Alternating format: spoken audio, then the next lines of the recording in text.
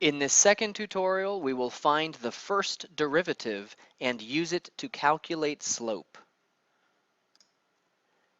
So what we did in our first tutorial is we took our functions and we derived an expression for the slope of that function at any point. This derived function that we are finding is called a derivative.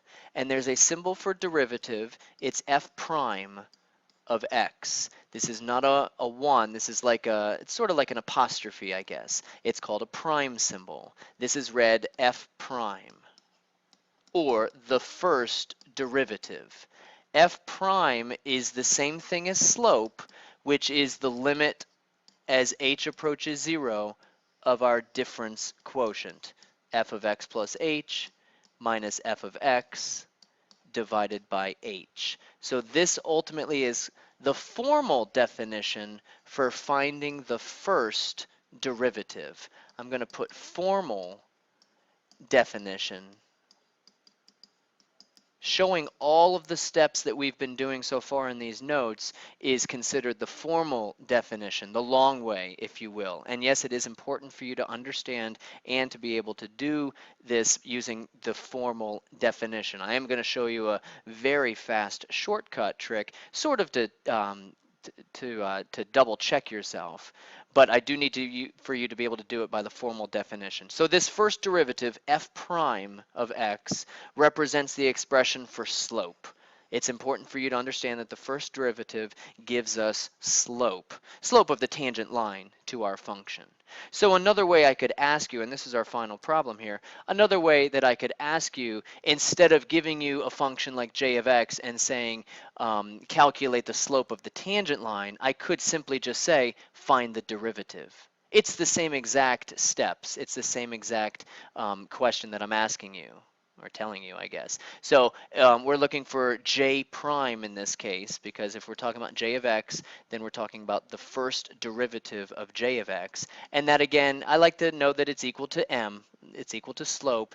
And we're just going to plug right into our limit as h approaches 0. This time we got j of x plus h minus j of x divided by h. So it's still the same process. We're still going to be plugging an x plus h in for the x values. Ooh, this time we have two different ones. And then part B, it says to use this to calculate the slope. We'll deal with that in a bit.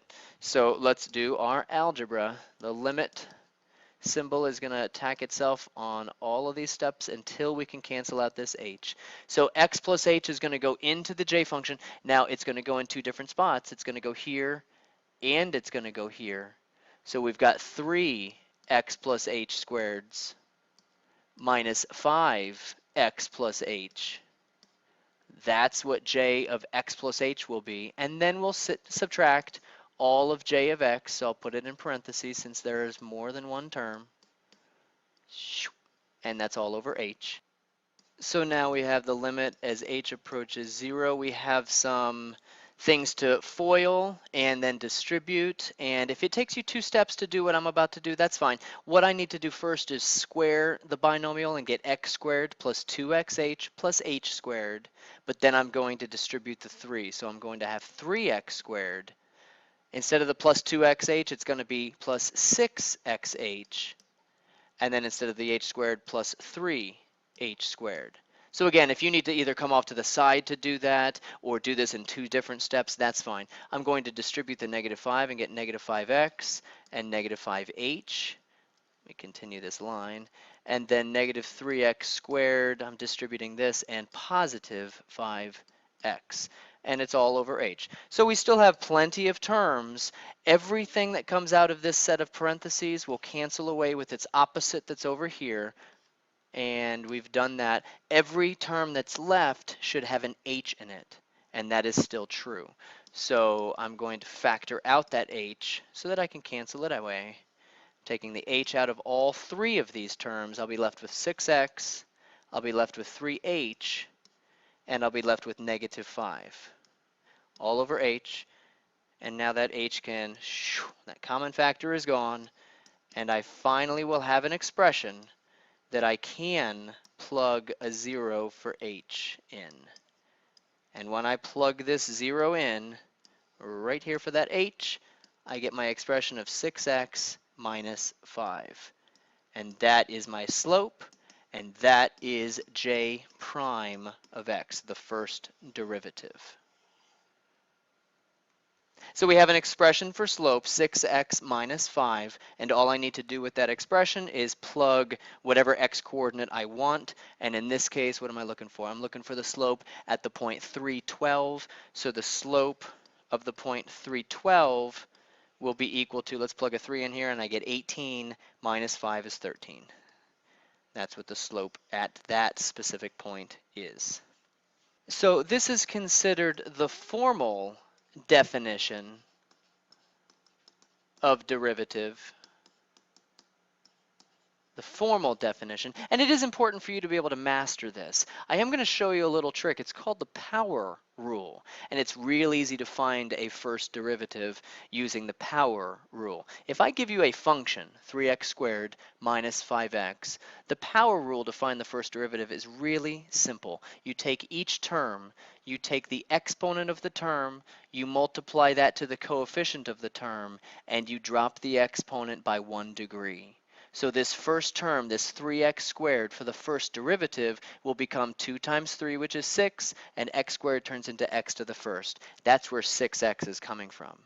The second term was negative 5x to the first power. 1 times the negative 5 makes negative 5, and x to the first drops down to x to the 0, which is just 1, so we get negative 5. It's a whole lot faster using this power rule, and I can go back and illustrate it to you on a previous example as well. Let's look at example 3.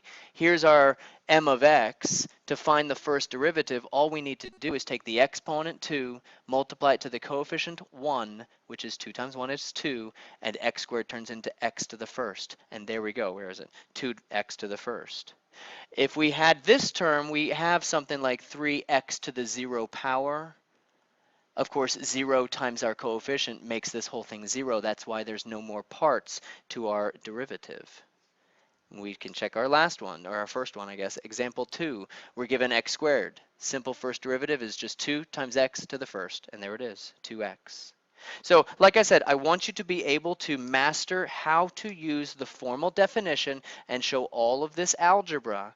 But once we've mastered that, then we can use the shortcut to find our first derivative. Let me illustrate that one more time. Let's just make up an example. Let's say f of x is equal to, let's say, 5x cubed minus 2x squared plus 7x minus 3. I'm just making this up. Now, if we were to use the formal definition to find this derivative, that would take a long time because we'd have to cube the x plus h, and we'd have to square the x plus h and do all of that stuff. If we just use the power rule, we can find f prime, the first derivative, simply by multiplying the exponent to the coefficient to get 15 and dropping our exponent by 1 degree, so 15x squared. The next term, because you go term by term, 2 times the negative 2 makes negative 4, x squared turns into x to the first. My next term is a 1 times a 7, which is 7. X to the first turns into x to the 0, but we don't use that. And then minus 3x to the 0, 0 times all that goes away. And we have our first derivative. A whole lot faster than using our formal definition. Heck, we could go to the second derivative, which would be f double prime. Double prime means the second derivative. We're not going to explore the second derivative in this class, but later on you will. And it's the same thing. We'll take the 2 times the 15 and make 30. X squared turns into x. And then 1 times the negative 4 turns into negative 4 and x to the 0. And there's our second derivative. We could go one more time if we really wanted to go crazy. And let's find the third derivative, or f triple prime. That's 1 times 30, which is 30, and x to the 0, excuse me, x to the first turns into x to the 0. So our power rule works with each term along the way, and it's a whole lot faster way to check yourself. I'll let you use it to check right now, but otherwise, whenever I say use the formal definition, I need you to show all of this work. All right, thanks for watching this tutorial, and we'll practice this more in class. See ya.